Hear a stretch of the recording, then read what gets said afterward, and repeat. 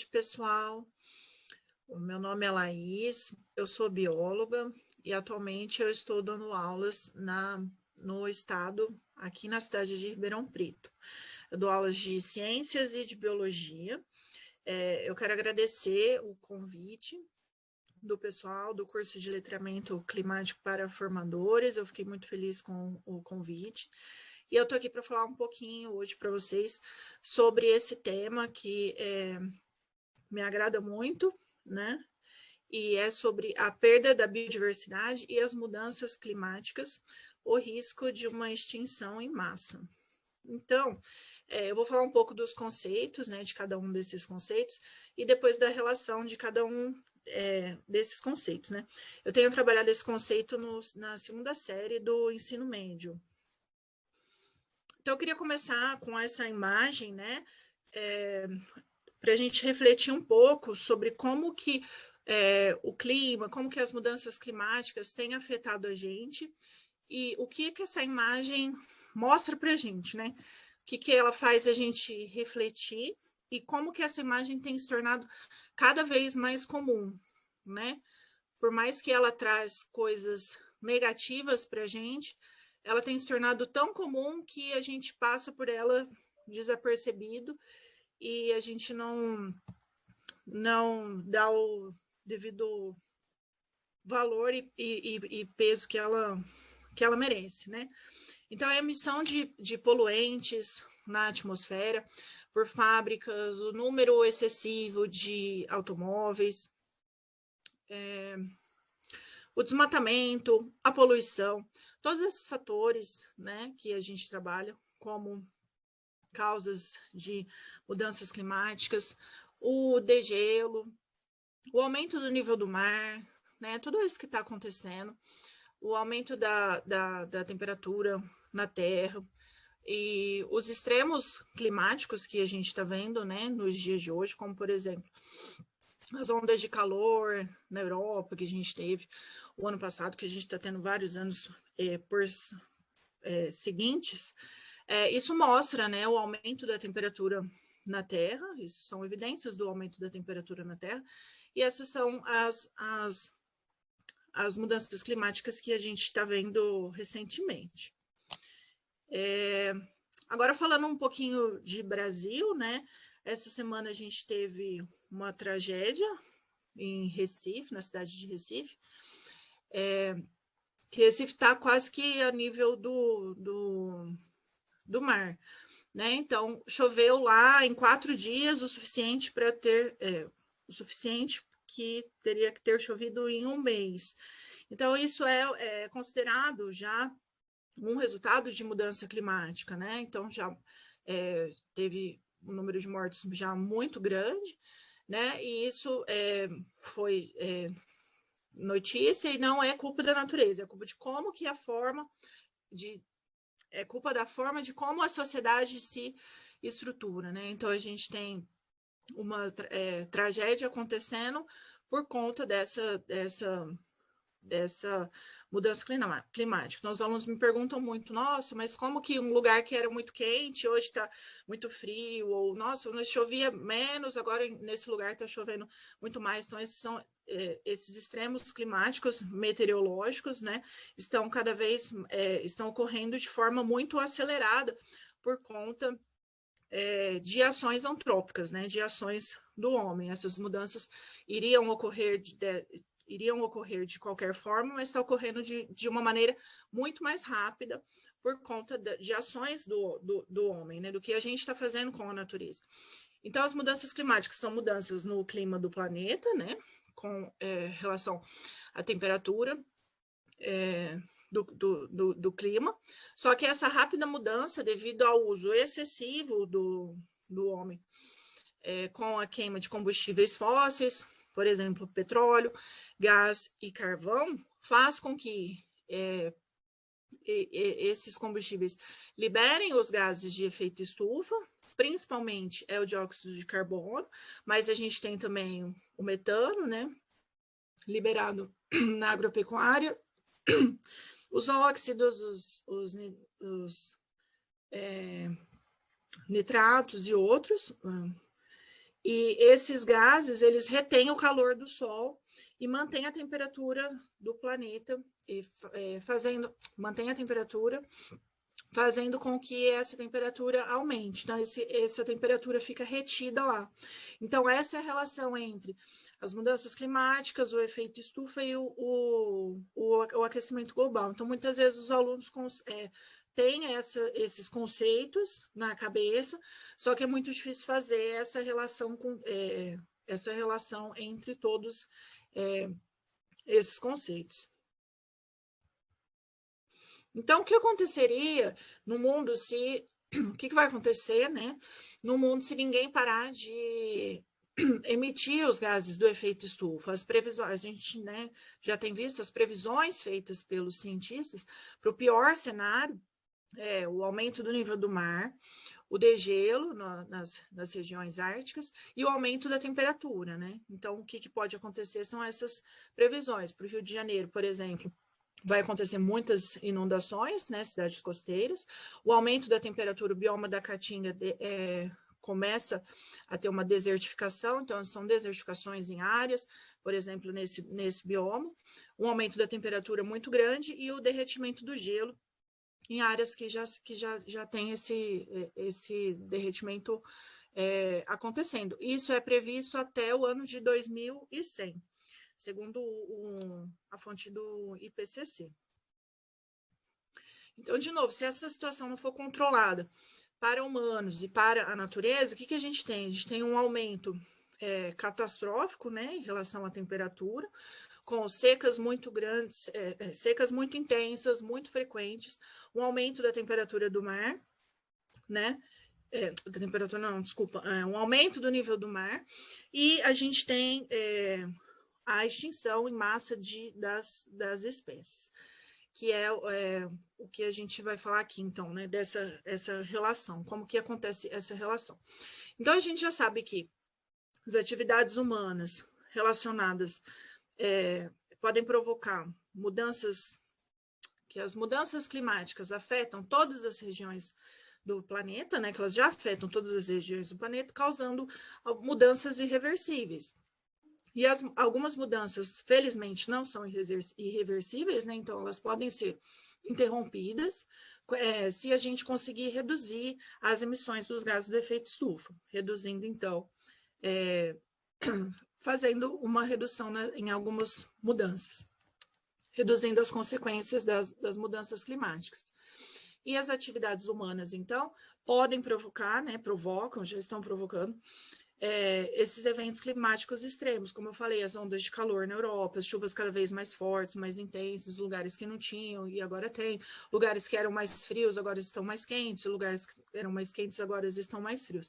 Então, por causa desse rápido avanço da população, né, desde da Revolução Industrial. Então, com o desmatamento, agropecuária, todas as atividades antrópicas, essas mudanças climáticas estão acontecendo dessa forma, causando esses grandes impactos. Bom, até o ano de 2300, prevê-se que a vida nos oceanos vai ocorrer uma extinção em massa na vida dos oceanos para espécies aquáticas, né? E eles preveem que essa extinção em massa para espécies aquáticas vai ser similar ao que ocorreu no período Permiano, né, que ocorreu há 250 milhões de anos atrás. Então, se a humanidade não parar e reduzir as emissões de gases de efeito estufa, vai ocorrer essa extinção nos oceanos. E isso foi previsto por esses pesquisadores no artigo que saiu esse ano. Então, a gente tem que fazer o quê? Limitar, né, o aquecimento do planeta a 2 graus acima dos níveis industriais para evitar essa pré-industrial, para evitar essa catástrofe. Essa limitação do aquecimento do planeta a 2 graus Celsius é o que está previsto no Acordo de Paris, né? Lembrando que o Acordo de Paris foi um acordo feito por mais de 150 países para melhorar, para limitar os efeitos do aquecimento. Então, a questão sobre se a humanidade vai enfrentar a sua melhor ou o pior cenário vai depender das decisões que a sociedade toma daqui para frente. Mas isso não apenas em relação às mudanças climáticas, mas também sobre a destruição de hábitats, a sobrepesca, a poluição costeira, tudo isso. A destruição de hábitats e a introdução de novas espécies, de espécies exóticas e de espécies invasoras são causas da perda de biodiversidade, né? A biodiversidade é tudo que a gente tem de variedade de espécies vegetais e de espécies animais. Então, quando a gente destrói um habitat, seja por urbanização, seja por desmatamento para agropecuária, seja por qual fim for, então os animais têm que migrar de um lugar para o outro, sem garantia de se eles vão sobreviver ou não. E quando a gente introduz espécies exóticas ou invasoras, também é a segunda causa maior da perda da biodiversidade. A gente tem outras causas também da perda de biodiversidade de um determinado local. Por exemplo, a poluição, ou se a gente usa de forma muito intensiva e muito frequente algum recurso natural que está ali. Bom, e a gente está migrando, então, né? A gente está chegando na sexta grande extinção em massa. Alguns autores discordam com isso, mas a maioria já concorda, né? Que essa sexta grande extinção que a gente está caminhando para ela tem único culpado, né, seria a ação do homem. Então, a gente tem grandes extinções desde que a Terra é habitada por seres vivos, e isso sempre teve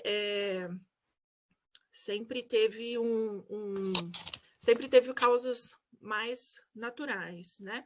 E agora a gente tem a ação humana sobre a natureza que está causando o desaparecimento das espécies, a extinção de espécies. Então, segundo essa publicação, a gente tem 8,7 milhões de espécies no mundo. Mas o problema, o que está acontecendo, né, é que essas espécies estão se extinguindo de forma muito rápida. Essa velocidade que está acontecendo é de forma muito rápida. Então, a taxa é de 1.000 a 10.000 vezes, né, além do que seria considerado normal essas espécies desaparecerem. Então, as espécies estão desaparecendo muito rápido e isso está coincidindo com o aumento da população humana. Né? A população humana está crescendo muito rápido desde a Revolução Industrial, que ela se multiplicou de 1 bilhão para 7 bilhões de pessoas no mundo. Então, isso está coincidindo, o desaparecimento de espécies, de animais e de vegetais, com o aumento da população humana, certo? E aí eu coloquei aqui como sugestões de atividades para fazer com os nossos alunos sobre esse tema. Então, eles podem elaborar mapas mentais sobre esses temas antes mesmo de trabalhar, de expor esses temas nas aulas, né? Sobre mudança climática, perda de biodiversidade e risco de extinção.